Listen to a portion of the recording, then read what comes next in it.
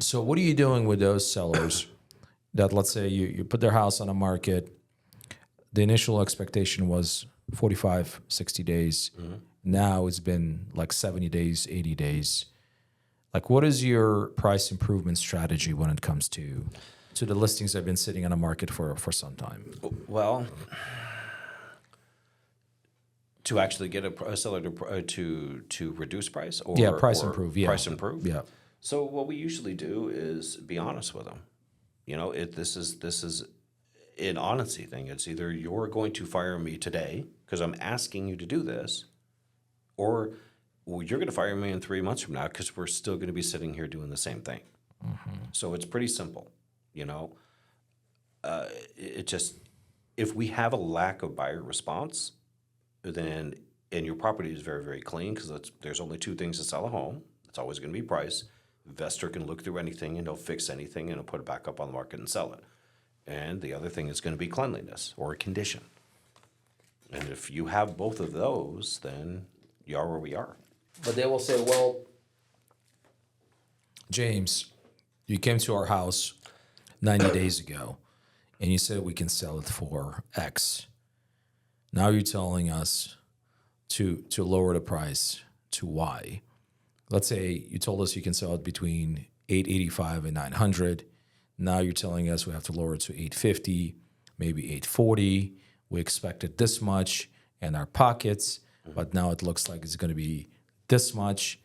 Like, help me, James. Do you read the reports that Jody sends out to you every Monday? I know you don't like to see those reports. I cannot stand those reports because they're negative reports. And I agree with you 100%. But this is what the market looks like today. So what you're saying is you did not predict the market 3 months ago. No, Where I it's can't. going to, okay. If I could predict You the are not market, Nostradamus or anything I am like not. that now. And when I was Shit, you talking see, to I you, was thinking I was hiring Nostradamus in chief. I know you want 800, and I told you to sell the house in 2021, and I could have got you $1 million. But that fake equity is gone. I'm sorry.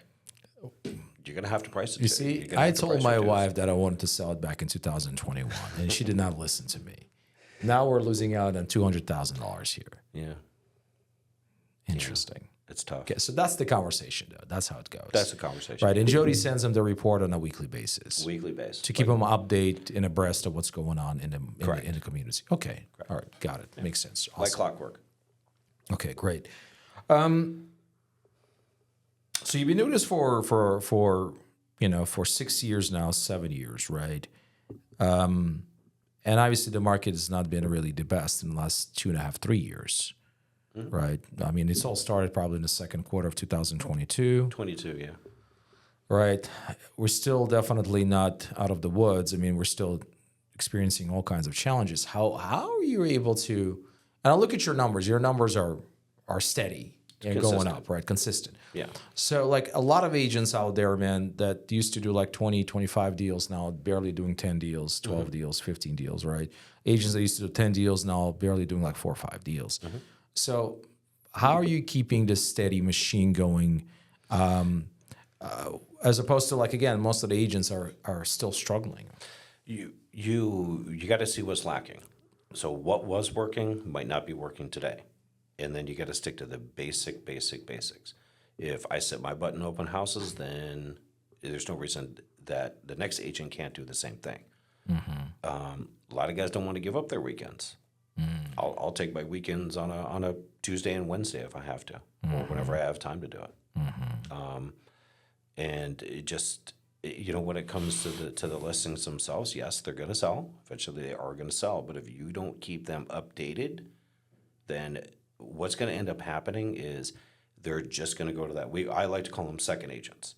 They're going to fire me, and then they're going to hire you, and you're going to talk them into going up for 800 instead of 9, and you're going to get that house sold.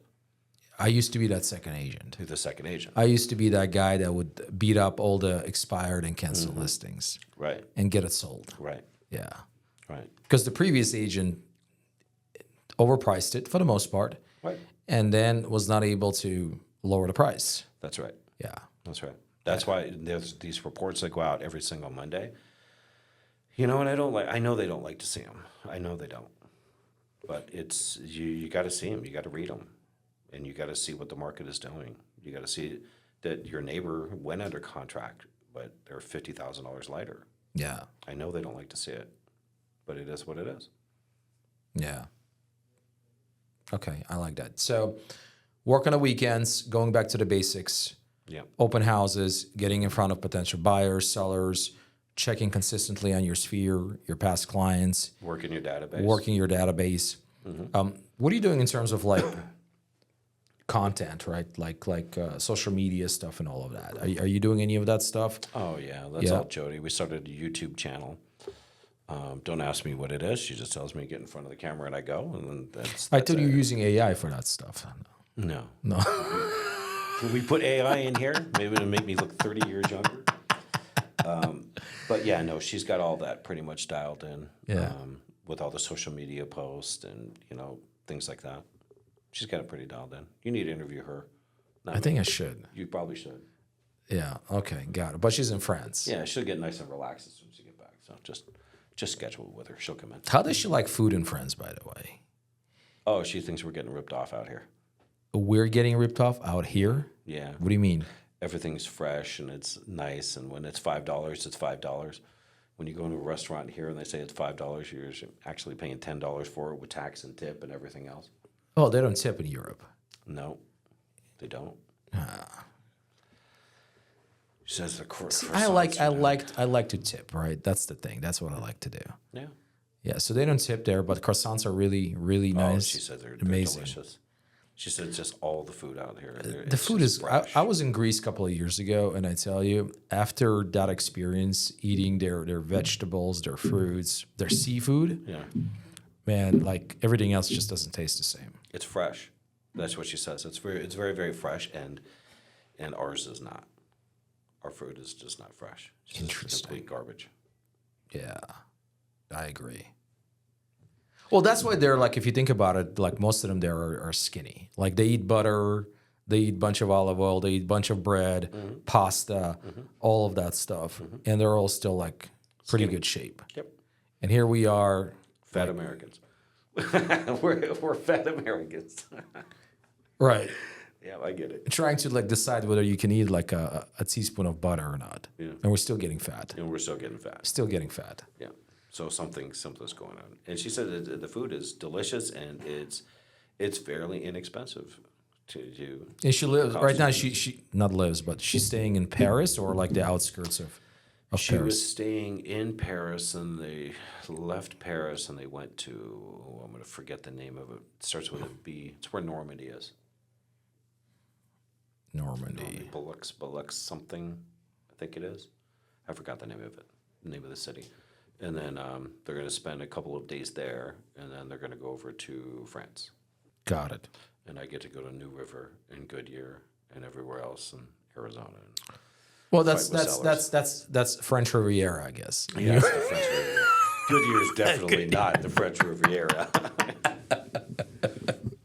Definitely not. Oh man. I like Goodyear though. I think Goodyear is fairly. They make nice houses out in Goodyear, and it's just so pushed out. Nobody wants to. It just hasn't caught up. Goodyear? Yeah. Well, it depends. I mean, from here, Goodyear is only a 20-minute drive. Yeah, but the prices are so much cheaper. In Goodyear? In Goodyear, yeah. Oh, sure, absolutely. Yeah. It's terrible because they have some nice homes out there, like T.W. Lewis and things Why like is that. it terrible? Are you talking about Goodyear, like all the way to like what's that place all the way tucked in Estrella? Australia Mountain, yeah. That's not what you're talking about. No, Because Estrella takes about 40 minutes from It here. does. That's a drive. it is. That is a haul. It's almost kind of like Anthem. Estrella I'm Mountain. talking like Palm Valley.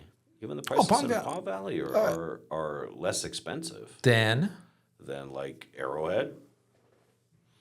yeah, but it's Arrowhead. I get it. They make some nice houses over there. I sold in Goodyear. I really like Goodyear. The prices where right now, like you see quite a bit of demand. It's actually still a seller's market. El Mirage.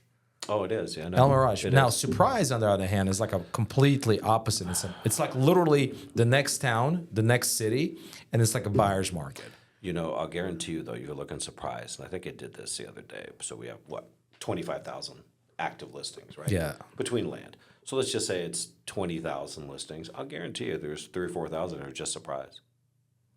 I got a flip and surprise in Marley Park. It's been sitting there for 60 days. I lower the price every other week. I get showings here and there. I still cannot get it on the contract. Marley Park is nice though. I have a Marley client- Park is beautiful. It sits right across the park. It's a 2,700 square Everything's foot got a house, 4 porch on bedrooms, it. 3 bath, remodeled, fully loaded. Can be yours for $567. Okay, I'll tell you what. I have a client for that. Okay. But you need to bring me a buyer for 1.295, no, 1.250 we came down to in New River. And this house is gorgeous. I mean, it is gorgeous. It's a custom home, 3,400 square feet on an acre. That's a good price. It's a good price. It is a great price. I mean, it's only, what, 12, 13 Marley minutes Park if away you from like it. 303 and I-17, probably. 13, 14 minutes away. In New River? Yeah. New River to... Oh, yeah. Yeah. Oh, yeah. So that chip plant is right there. It's right there. And I've had, I don't know, and it's a gorgeous house. Been on the market for just over 30 days. I think I've had like 6 showings on it. 6 showings is pretty good. It's not bad. Oh, you're going to get it on a contract. Yeah, but if you give me the address of the one in Marley Park, give it to me because I'll go and show it to them. Because Okay. they really like Marley Park. We were out there a couple weeks ago looking around. Let's make a deal, man. Yeah. I'm flexible. I'm ready. flexible with the price. Let's make a deal. Yeah, because that's about the price that they're looking at. Because they were looking at Anthem, but the prices in Anthem were just they're too out of line.